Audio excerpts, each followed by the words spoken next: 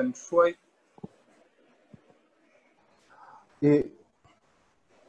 sẽ thêm hello ikhanin tran ma khanin la pahni vel kha live band ang khanin zai miron shuenga maru de te khan chumi zoa kan inkom kan tan don ni maru de te kha ain unmute thei chonin ron unmute nei sela chonin thu kam ni khat kan a then tan zai pui kan du ni chonin mani khain unmute thei veka chonin kanin unmute khan khong ain kan mic khat ema hla dewa daila zai te kha arwal thin lo wang khanin mani kha kan mic kha kan da hla deuh thin nei do ni kan unmute kan zai pui du ni poin ole nuna maru ti te kuta nanang hello kan she thei mo kan she thei tlang to ranga yang kan she thei kan lama sa kan sak tura hian du thlan na sang ber kan sanga kan lo in rin lok theinan du thlan na sang ber ti kha chuanin anu hnung zo ka hian mangai na soi thia mela ti kha kan sa hole donya du thlan na sang ber hi kan sa ma sa photanga chumi zo a chuan mangai na soi thia mela ti la kha kan sa donya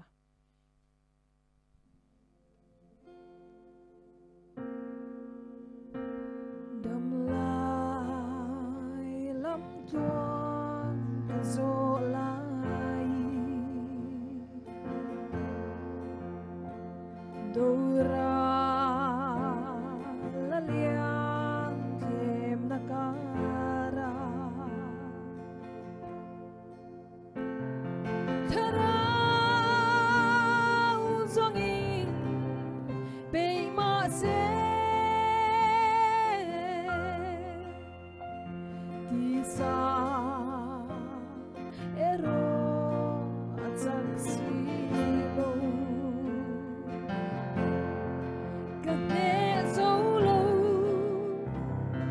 ka tu le si chi o tu na lo mi ka kha Krista ke ma anung zop si thiam lau chan renga ong to lo min tan tu nu ani vangi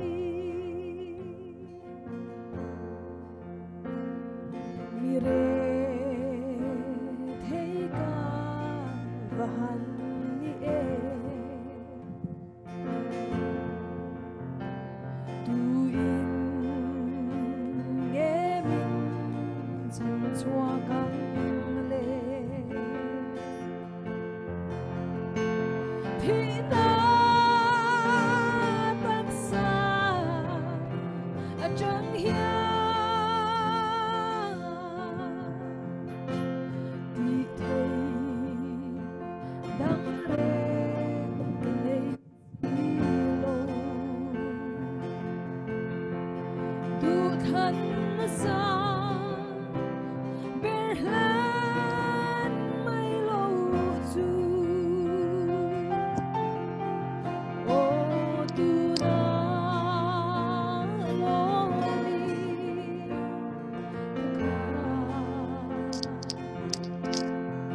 Krista ke ma anung zop si thiam lau chan renga lo min tan tu nu ani vangi thêm na thi pui a zoal zela do ra lian se tan rama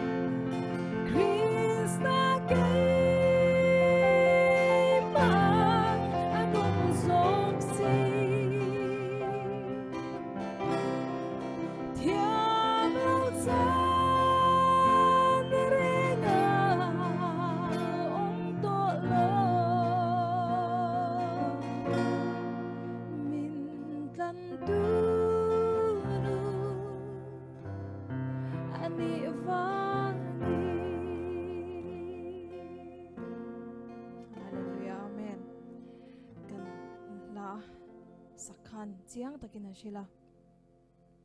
thlemna thlipuya zwal zelang dora lian setan rama hian ma se himna kul krista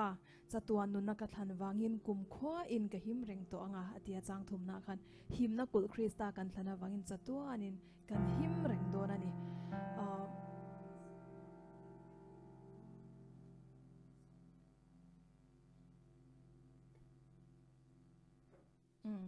kan sound lami kan han ti ring deuh hret anga lemina zoi deuh ni ina langa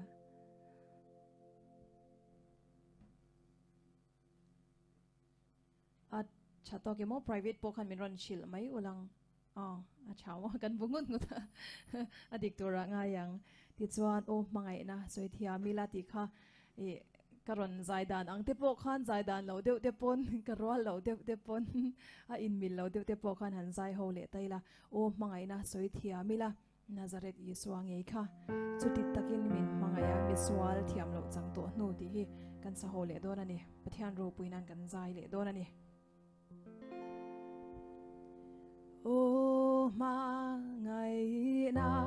soi thia mila Nazareth Yesua ngei kha chuti takin min mangaya miswal thiam lo chang to nu o mangai na alpha magen di chuka la di se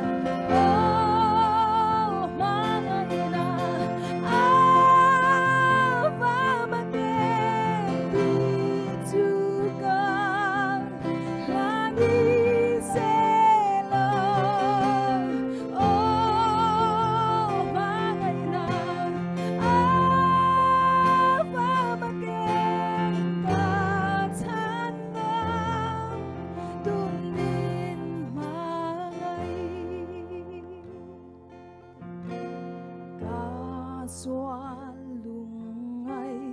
khá cái cơn bụi ama ta na in belly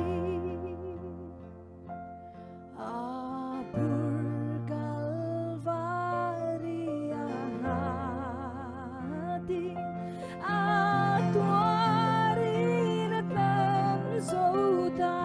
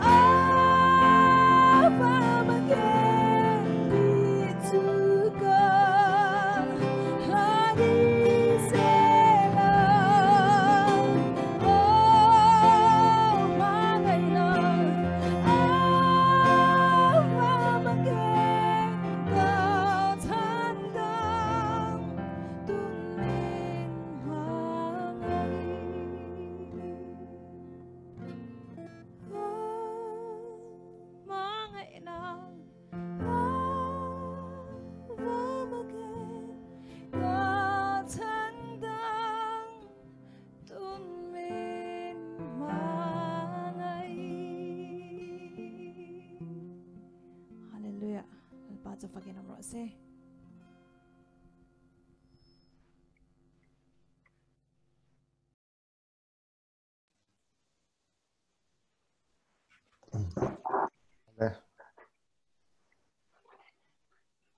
kan khom te kan lo tran don to anga ama sai pathian thu thiang lim ngai thang u marka bung som pahni chang som ni papuana tangin isuan areu puiber chu hei hi ani lalpa kan pathian chu lalpa phat chau ani a lalpa I pathian chu I thil lung zong zong in I tharau zong zong in iril ru zong zong in I chakna zong zong in I mangai tur ani ti hi adot tu chu hei hi ani nangma in mangai angin I veng te po I mangai tur ani ti hi athu kan chiatel pa man min som sakro se tuna kan tran tu mi se lalrin tluangi somang u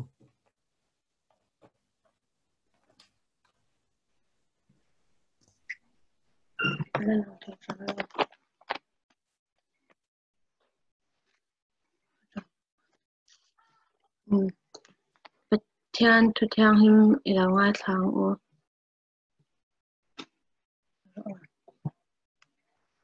Pathian thu thiang him ilawai thlang u Philippi bungli changli changa changsari lalpa chuan nom fo ro u katile pek thinang lom ro u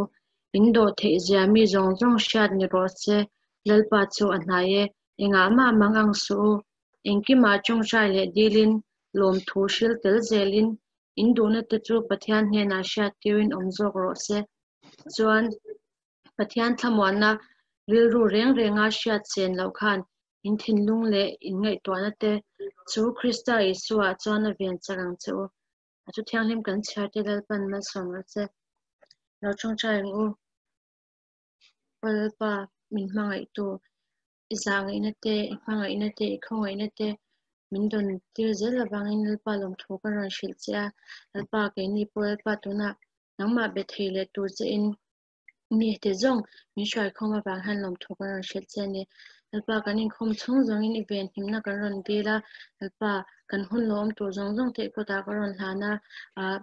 items tu te le kan thu cha soi tu te pa nangin an mani lo khatla bengin puyang che kan hun no lo tur jong jong ko ta karon hane jong jong choi surface ta mingin ka de le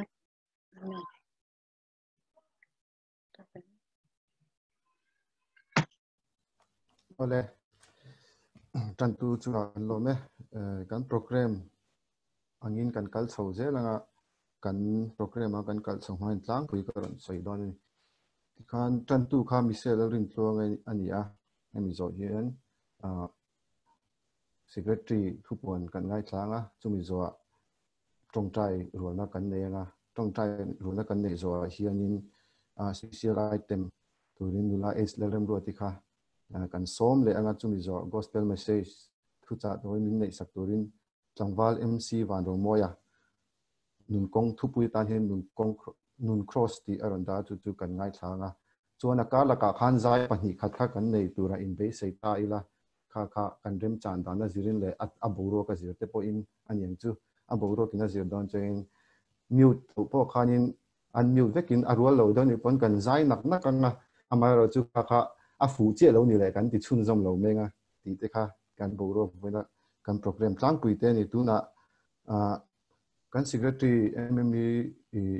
ho ma tang khanin thu pon tura om chonin huni hong la ka lem lo e puan turam lem lo ole puan tur om no ti khanin tong chai rol na hun kan mang do na nga tu na tong chai thu pi ama sai no tong chai thu pi tho na hun kan hong anga chumi zo heta karon khai khom le don ye ren tong chai rol mai tin kan tong chai atop min khar sak tu hin puzori na kha omin ka shi a puzori ma kha top ani khana top na siam sak sela chu karon sei long hasan ya chuanin tuna tong trai thupui thona huni lo hongang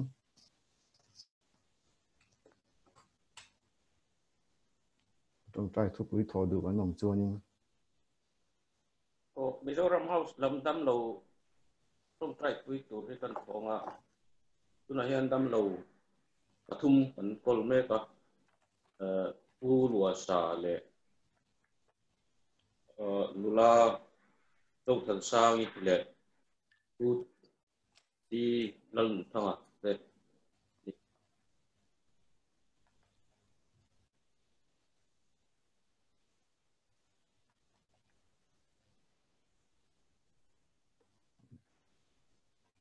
tho tu dang lo me mo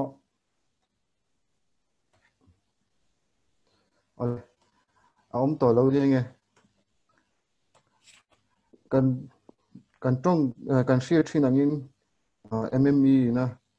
achom kan missionary te kha thele thau ta ila tun huna hian ang chi nge an om le an tor te po kan share tlan karinga an tan khan dil puila tin Mizoram House dam lo tuna puzai lo soyang de khan puro sa nula chong than sangi le tangwal nun thangate la nun thangate ka tan khan in tong trai pui bok le chu pa ka hey kan MME finance secretary treasurer secretary fapa pu joseph kha pol som apas thar lawa ni kha apas thara lom pui na kha tong trai la han she bok ta ila tin tu lai bo ro ka kan shi thawngin COVID-19 khovel pum puya ti boini heng laka te keni MME mei ba ka Mizoram te kan himzel theinan te tuna enge hetiang lam te na re lama pana mishing te na kan phung pa ngai kan le theinan ti han dil taila ti te kha tin heng kan thil to na tang te hian ma ni injir chuana tam tak kan nei theinan te po khanin deal bok taila chu boka ma ni theu kha nge mason theina he hun hi mang tang kai thei tu khanin pathian hena dil lami maltin kan zawai kha in dil ma ni theu kan po han dil ta ila tong china ti kha karon soi belani tuna kan zawai class 10 na khan mo pu David sin na te pa Daniel ponapasa John pu John papa Joseph ponapasa kha pu David papa Daniel po ole pujo na fapa Joseph ale pu David of fapa Daniel aten Paul Storm thata kan pas thei wang khan lom na kha soi pui ta ila tong tai la han shet ta ila lom pui na kha tuna kan zawai kan tong trai rualanga kan tong trai na himin khar sak tu khanin pujo ri na kha kan som hal boke tunai tong trai u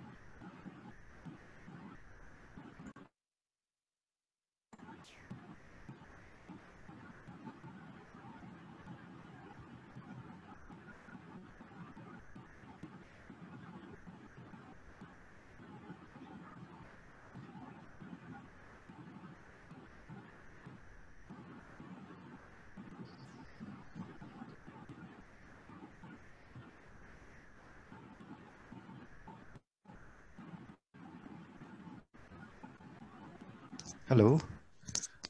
pujo ri na kan lo thei la ai mani khain unmute anga ya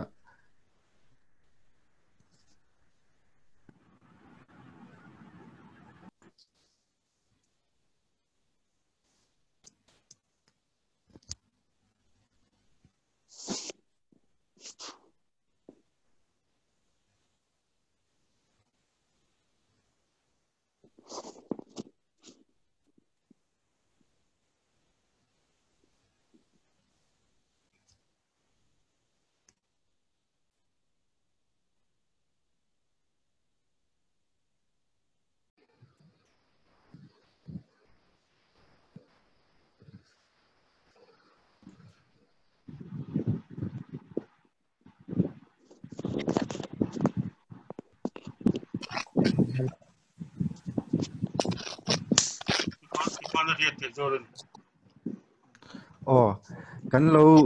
lo mai pala mani kha in unmute chop kha la anga ya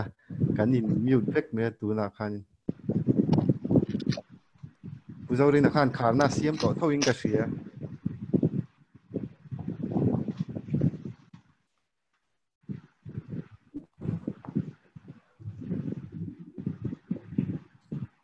kan se the mo ka tong Rất thầy ít trong cần rất thầy.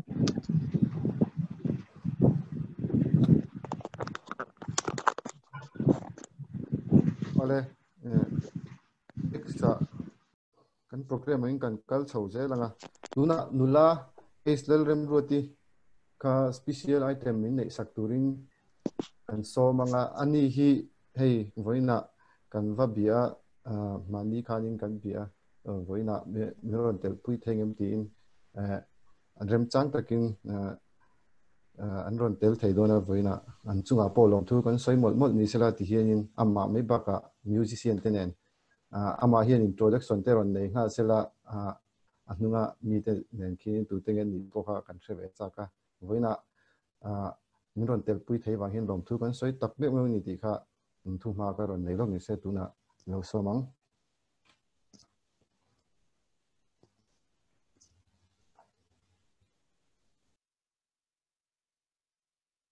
hello kan she them sound kha kan she the han she ma sa chini la chain ka sha voinia hianin ya kan host in na soita kang khanin kan try to ina soita kang khan e ke hei milo som ve a alom len ka sha puza ya hi elo puza ya khan yem ka shelawa e ani chuanin ani po hi kan chung nai tak tur khani a e kalau mo lau me alo mom ka ti khom maya mai chana in mo na hun te kan nei ngai lem lova poni selangin ka hnunga mi te hi keyboard min play sak to hi sia ania sia kan sha the dan tur chuanin chong thu sports ti khanin mi han an she thei mai zelin ka sha introduction han nei dan wa ka thiam lo chuanin abula mi hi guitar min per sak tu som soma ania som soma hi anaw ani bokan unawin min puya chan heta atnunga hian ma felia oma i ma feli hi ka chan nu ni an ran vai pui lo ma feli hi kan sha dan tur chuanin Bethel Ministry Frederick Larindika ti mami ani han min ron pui boka i hlashil tu ber khania soifia dan ka thiam lu tuklo ti chuan ke ni ho hi ti han kan ron om khom ve a i chongjai na nen te mi lo puya i arem chan dan dan arem chan dan angin kan ron che chhuak ve ni ti kha ron tar lang ma sa ni chuanin i la ron saktura han ilama min Hebrew ti la ka ron sadona ilama min Hebrew o kapathian he la hi kum sang ni som pali vela khanin min interview min nein enge i la pathian la hian enge du ber tin min zot china khati hun la ya ka la du ber tia ka lo soi vengat ngat chin khania tu na ero chan ka du ber te jinga mi tia soi ngai to thunga la du tam tak ka lo nei vele to a la nung tak la chata ka ni in ka sha voinia hian pathian ro puina ron sak chwa ka tum don ani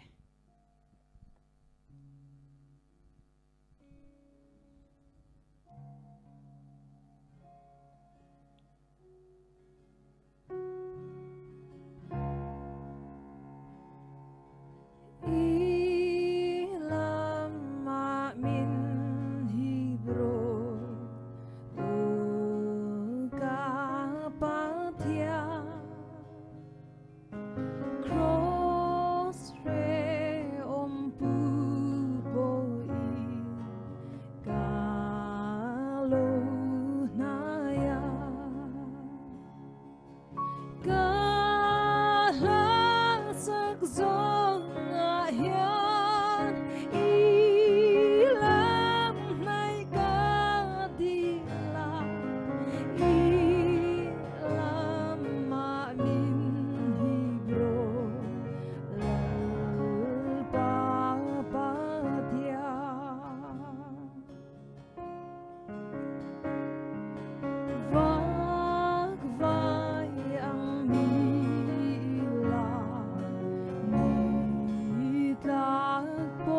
kênh Ghiền Mì Gõ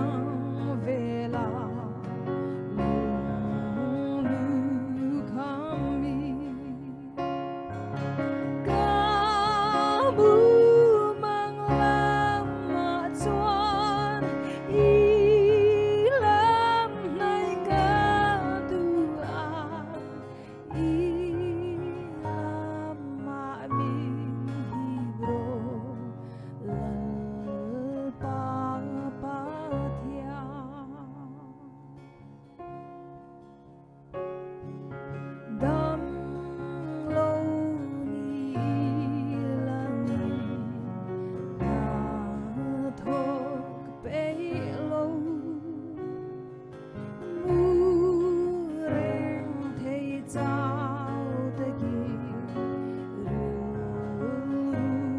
bỏ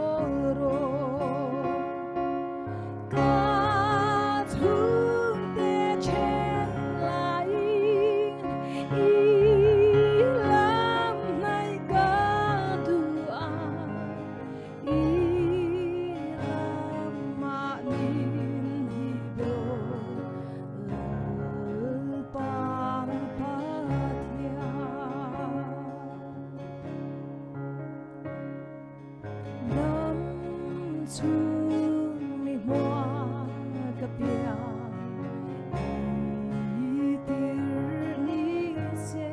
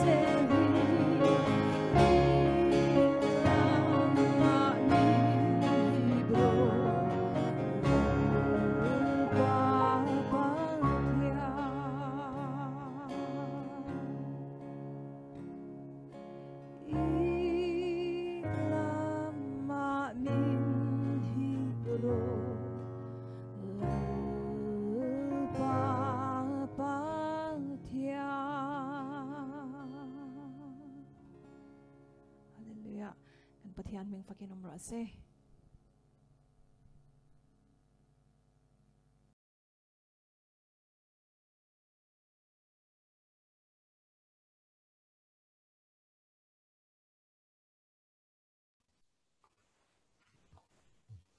lom hle mai kan thu cha soi tu tlangwal MC van ro moya kan som nga thu pui nun cross ti mangin thu cha aron sei dona emizoi hianin hlatop na tur kha pakhat sahowila chumi ta chuan du thlakna sangber ti he kan sak ranga musician te lam kha tuna MC van ro moya kan som lo somang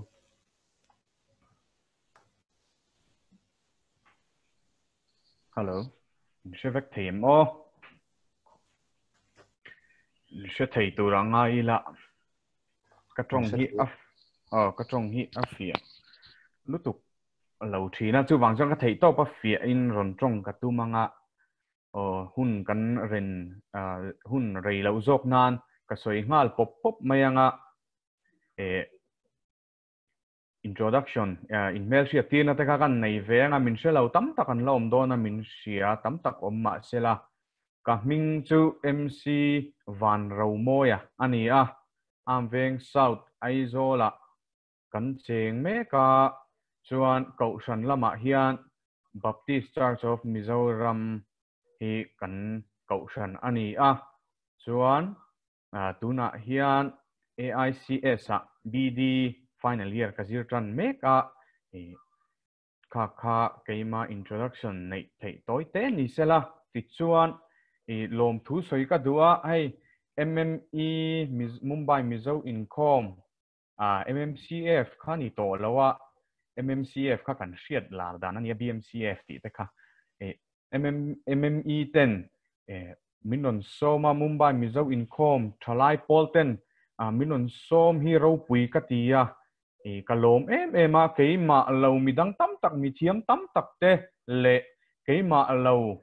mi tha tak pathian man tak an tam viau lain ke minon du saka minon som hi alom om ka tia ni heng zong hi pathian wang ania pathian khongai na kat chana nia pathian in ami te kal tlangin min ruat ani ti ka sia kalom le ani ti chuan kum sang ni som pali le som paruk in kara khan Mumbai hian kalau om ve to thina kinglo tak chungin rong te kan no bol ve to thina MSYM tuna MME ang khanita MSYM te khan kan tel ve na sa thina anuam ka ti thin hle mai ti chuan hun rei lo zok nan bok kan soi chho mop panga tuna hian pathian le ka buthiang lim chiana kan nei anga hi kan thu in nga na tur po kha ani don ani pathian le ka buthiang lim chiarin ilo ngai tha ang u rom khuwa mi te hne na tir ko pola le kha thon bungruk chang riat atanga som pakhat zawin rom bungruk chang riat atanga som pakhat zawin chiar chanang tin Christian hne na kan thi ve to chuan a hne na kan nung ve bok ang ti kan ring ani Krista chu mithi jing ata kai thoin a oma a thile don to lo ti kan hre si a thi na chuan ama chunga thu anei to lo a thi na chu sual lam konga chatuan atan voi khat chau a thi ani anun na ero chu pathian lam konga anung ani chu tiang bokin nang ni po sual lam konga thi toa in ruat ula pathian lam konga ero chuan Krista Isua a nunga in ruat ro u chu tiang bokin nang ni po sual lam konga thi toa in ruat ula pathian lam konga ero chuan Krista Isua a nunga in ruat ro u athu thiang lim kan ti rik te pathian in mal min som sak ro se pathian ma kunin i tong trayang lalpa min mangaya min suai tu tun huna hian imi te ho nen i ma a in pol ho na te kan nei do na i thu te ka soi don ani ka leile o ka te hi min man sakla keima ro puina nilavin nang ma ro puina tur zokin khongai takin nangin man ruwa min mang ve ang che Isua Krista mingin kadila che amen ole kan soi thau mop anga tuna kathuron soi tur hi athu pui kha minon zo ta kan host khan I asoi minlo soi khal don ti she lang chong ka shil lo tur ania ma se apoi to chuang lova I ron surprise ve cheu te kha ka du dewa maro chu apoi to chuang love I ka tuna kathuron soi tur hi Palm Sunday le Easter Sunday in Carvel dei toa keima athu lo kheng kha ani ve a chu wang chuan hei hi midang ta na ka soi tur po ani lo ani lova keima pon ka mamo ani he voina ka thu soi tur hi chu wang chuan midang ta ngot ka soi don lowa keima ngei pona ka zom tur le keima ngei pona ka ti ve tur kha ka soi don ani chu wang chuan mun takin milo ngai khak pui ula chuan kanin khom hi arei don lo shim shima thui ka soi rei ngai lova toite in soi kan tum don ani ti chuan mizo te hian in titiang mizo te le Christian te hian cross hi kan chuang ma cross thu te phei chu kan shel lar ani tin cross symbol te hi kan biak ina te kan pulpita te kan kara te kan ching changa te anin chu kan le khabua te kan tar khe thua thina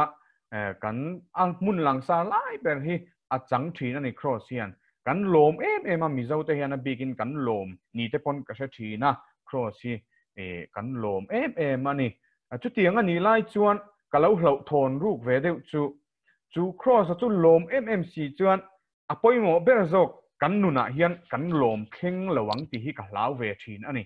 kan nun chung ri la hian kan lom kheng lawang cross thu te hi cross te hi kan lom kheng lawang ti ka hlau thina lom viau in mun poi mo te mun langsar lai te po changma sela kan nun chung ril hi mun hian mun a chang lawang ti ka hlau ani chu wang chuan voina po hian kan ngei tua hau turatan kan soi hau tur mo kan ngei tua kan zir hau turatan thupuya nun cross ti kha karon vu ave roi mai ani ti chuan kan thuron soi tur hi hlom thuma ka then ve a hlom toi te ania I hlom thuma ka thena pak hlom khatna chuan cross chu enge ni a enge a man na ti te kan soi fianga toi te in adot le a chuan cross chu mitin tan mishing te tan apoi mo ani apoi mo na thu te kha kan soyanga ti chuan atop bera apathum na chuan nun cross chu engtia nei tur nge nun cross chu enge ani a engtiang in nge kan nei theiang ti kha karon soidon ani ti chuan he tuna ka thuron soi tur zong zong a hi keima varzon vekania copy a lova keima don ve ni mi nan no sei to em chu ka ngai tua mi lawa ka shemi alo boka amaro chu keima don ve liu ni a keima varzon ani don ani in lo hel deuh lai omani pon lo in siam rem ta mai ula nge lo in adjust ta mai ula acha ange ti chuan hlom thumin kan soi don kan ti kha hlom khatna khan kan lu tanga cross chu enge ani a enge man na ti kha toite in soi kan tum don ani cross man na hi Christian na lo om tran ma chuan mithiam te chuan man lai Babylon mi te khan an lo mang tran te to a an ti a in khom na a te pathian biak na a te an lo mang tran te to an ti a chuan adar zau zela Greek trong mi te Latin trong bang mi te khang zong zong a khan adar zela ti chuan a man na po hi atlang pui thu in pathian in khom na worship purpose kan ti anga khan an lo mang tlang pui thin ni chuan hunakal zela cross hi in khen be nana an lo man tran na chu kum zathum BC zathum le zali in karvela khan Persia mi te khan in khen be nan misual te shem nan te khan an lo mang tran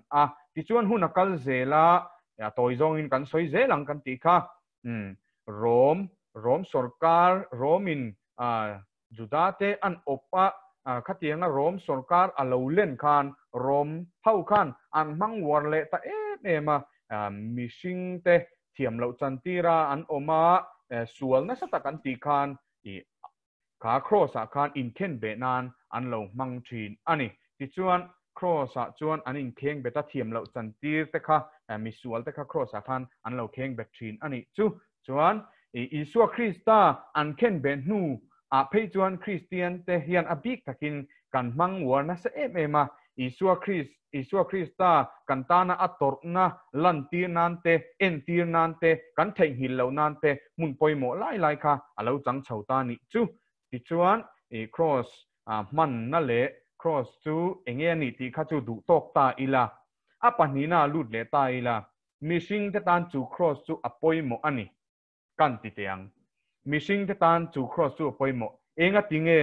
มิชิงเตตันคริสเตียนเตตันเจ้าเฮียนอปอยโมเรามีกันติไม่ไทยมาเซอิสุคริสตาฟาปอิสุคริสตาเราเปียงกันตานาทีค่ะคริสเตียนเตตันเจ้าเรากัลอันนี้ละวะมุสลิมเตอิสลามสาคูวันตูเตบุดิสเตเจนเซาเตมิติชังอิสุคริสตาค่ะมิติชังตานคริสเตียนเตตันโปมีตูโปตานคันโคเวลาโตพดตานขจวนอารอนกัลลันนี่จูวังชวนอปอยโมโดนันนี่ค่ะครอสค่ะฉันจูนุนกันในนั้นอิสุคริสตาค่ะอัลลอฮ์กัลลาครอสเคนเบย์เอามานุนกันในนั้นกันไอโออินอาทิยากันไอโออินเคนเบอันนี้จูวังตักจวนอปอยโมอันนี้คริสเตียนเตตันเจ้าจังอปอยโมเรามีดังเตจงโคเวลามีจงเตตันเราละเพียงเลเซลตูระเตตันโปคันเฮครอสิอปอยโมมันนี่ฉันจูอิสุคริสตาคันกันตัวไอจงอตัวระนุนกันในโจกนานขาครอสอาคารอาทิยานุนกันเราในนั้นคริสเตียนนี่เวเคเราเชเวเคเราตู้เตตันโปคันเราทิโตอันนี้เราทิโตจูวังจวนครอสิมิชิงเตตันเฮียนอปอยโมมาลูมันนี่คริสเตียนเตตันงัดเพจวนลูจวลดันตูเจียจูกันไงตัวภาคบักเฮียนลูโดนนี่จูวังจวน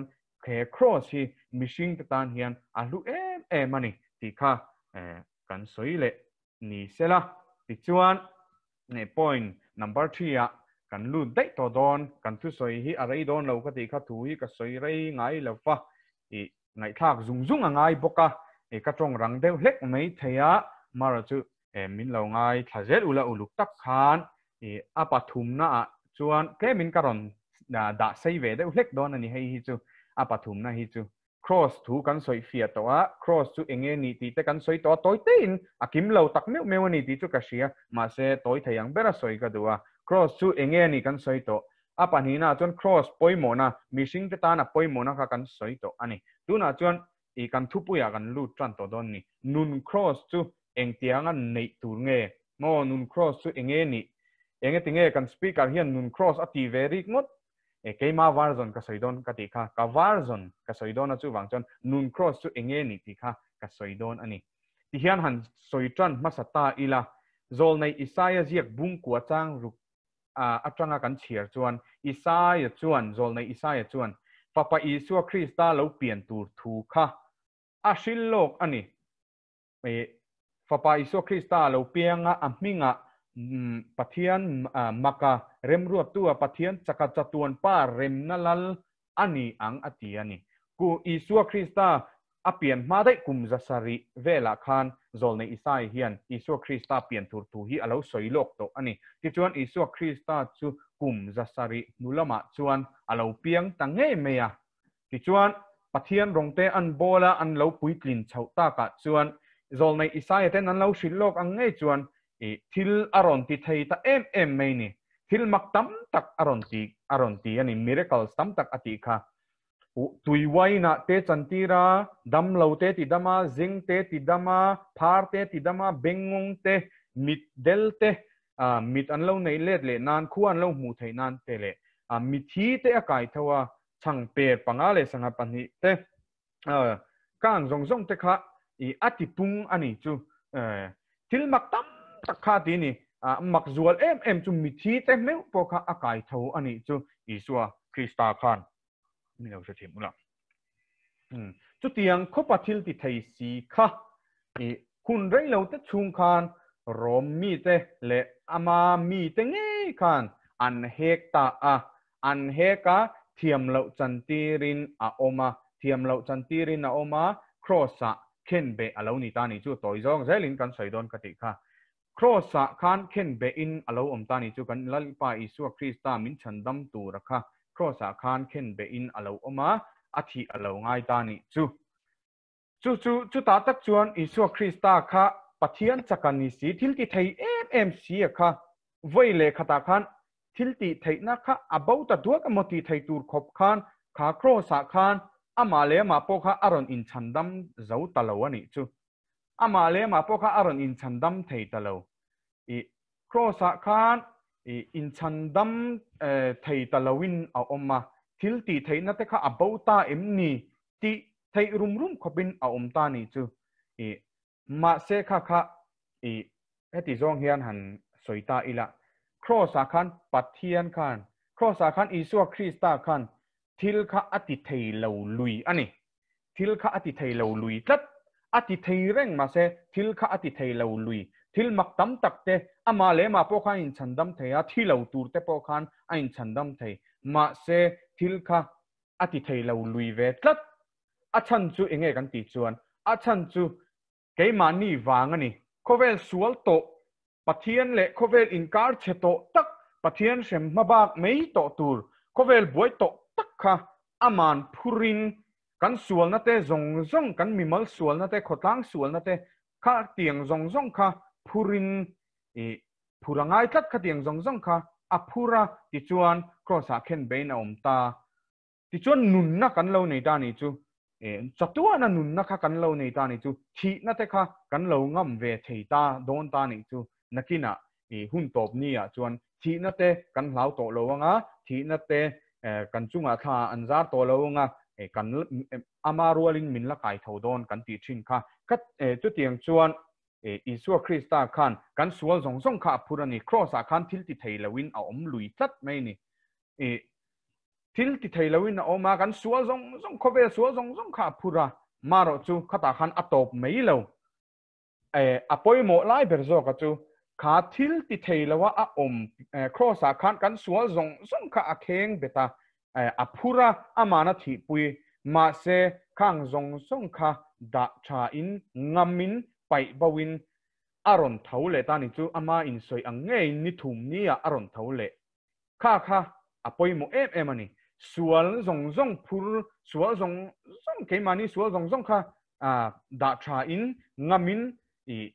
ke mani sual zong zong kha phur chungin achi a maro chu khang zong zong kha ne in a oma ti chuan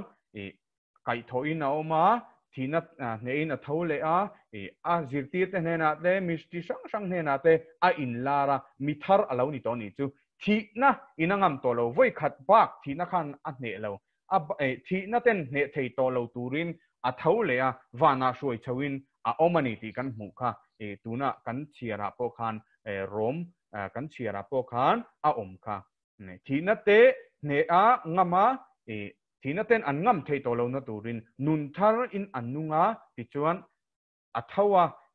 wana shoi chawin om ta ni kha chu tiang chia chuan hay apoi mo don chu tiang chia chuan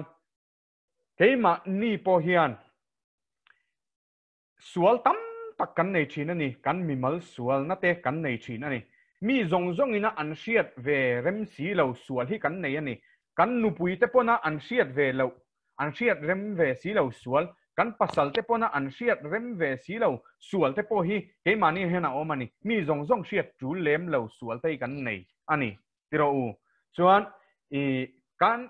sual chi sang hi kan nei ve ni kan chapau ve thina ngei tu na te po kan ngei tu na te poi asual ve thina ni ngei tu na thiang him lo te poi kan ngei tu ve thin a then tan chuan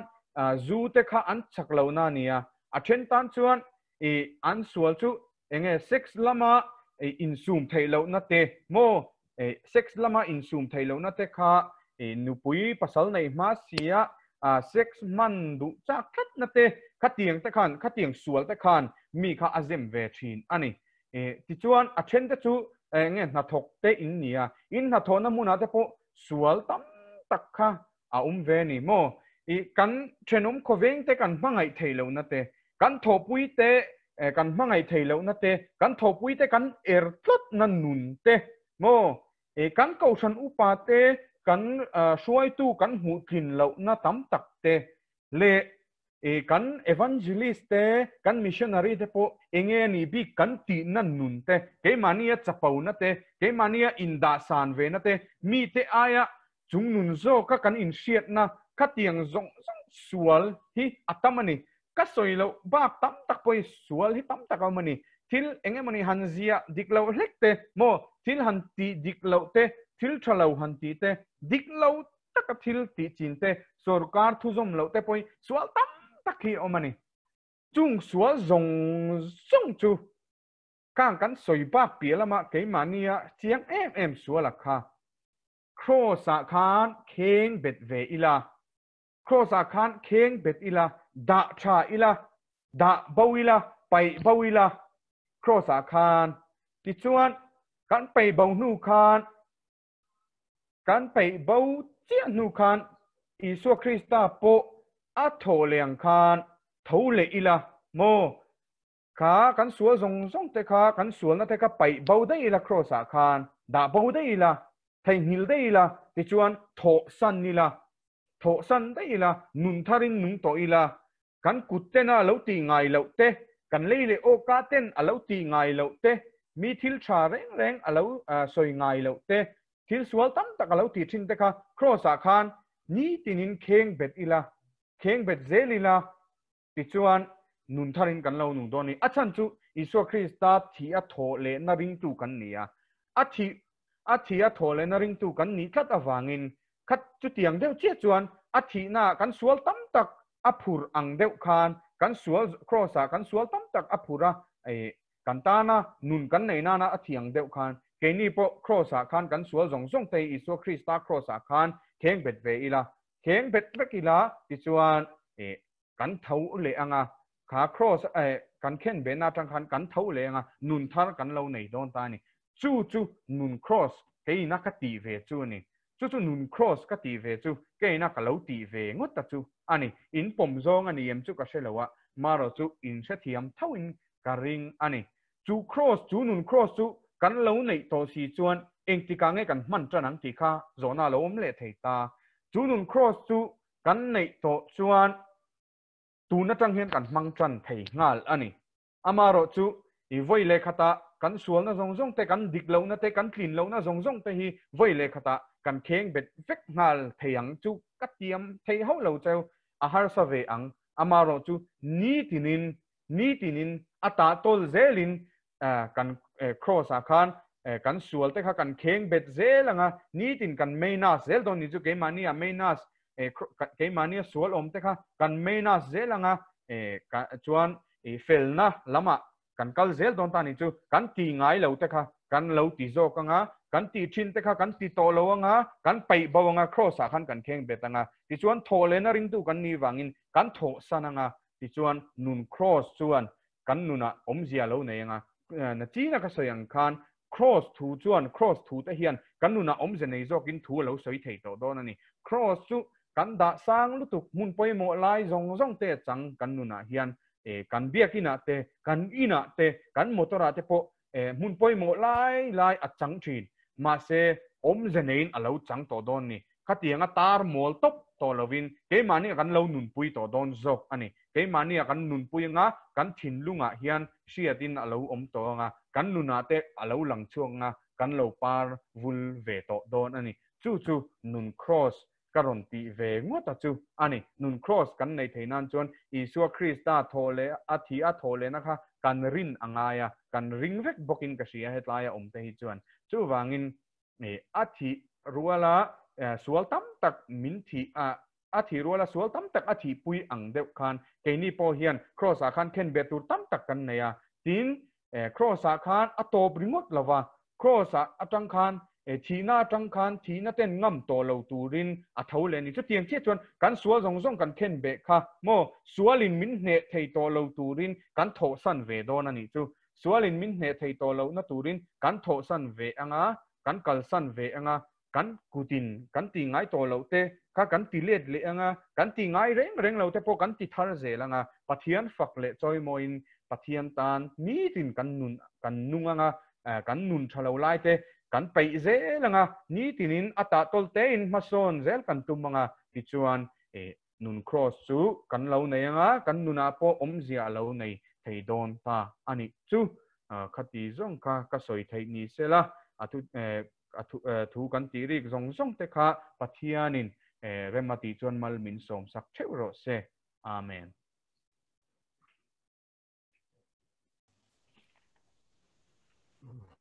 Sangval MC và đồ môi chua kan lom le ve thu pui num cross mai kha thatak pe thut ngai nom tak le thatak kan ngai tha thu pui num cross thu chanchin cross mixing te ta na poimo na te num cross enge ani tia eng ti te eng tia nei tu nge ti te mangin thatak in kan ngai tha the ani kha ni chin kha na ran soi thua ka ani him Mumbai a sanghi som pali som panga vel po heta om thina ni a master political science master kha Mumbai University tanga chuak a chuan nuwa ti hian BD zir le in a final na ani to a nei Mumbai tanga chuak ex Mumbai ka pastor ni nei tu kan nei le zel hi Mumbai te tan chuanin tangkai la chhor thei zel tura ngai tai la nakin zela po ti kha karon bel du ni chuan ole kan hun top lam te kan lo hnai do na nga a top nanin kan zai hroi tu te kha anoi a in rin to chuan kan jin kong kho har taka hian ti hla mangin kan hun kan zain kan hun te kan khar do na hemi zo hiin tong tai rol kha arem thin lo awang khanin a top khana hi pu David ta kha kan chairman MME chairman pu David sin te kha tong tai min ka sak turin ka so manga ole tuna kan zai hroi tu te kut lanang hello kan jin kong khar taka hian ti kan sanga chuanin chang ni chaw oma wangin chang ni na kha kan la non don nia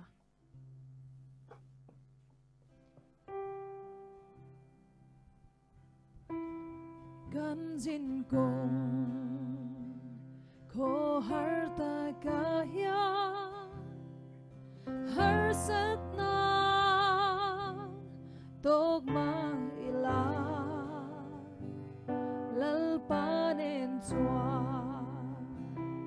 van ram ma chang chi ami te min veng reng chi lali chuan nen kim ma ro pui lungai tui phong kara po lalu kum chu gan chang ye ya lali chuan kan zui kan chuan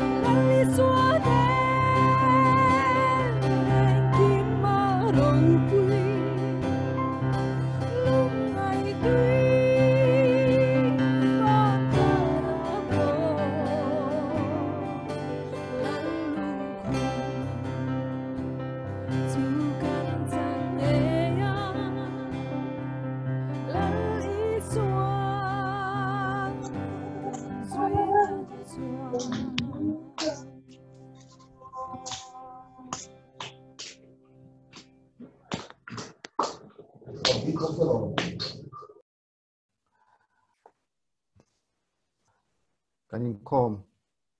top na pu de vita khan phong kai na in khom te min ka sela lu dong ta yang o ola pa nang ma um pun le min shoi na wangin mmai in khom the orin un thata kan han the wangin in ne lo to kan sela voina ben chim tu abikin marwati za chen tu le mc apo mel kan mua lung leng du khom mai tuan michelle po tranon takaran mangte wangin ulal pa kan lom lu tuka hen lom tukan sache voin khom na ron tel tu jong jong kanum na mun tho min pun tur kan dil che mi member te pokan ngai to le mai ulal pa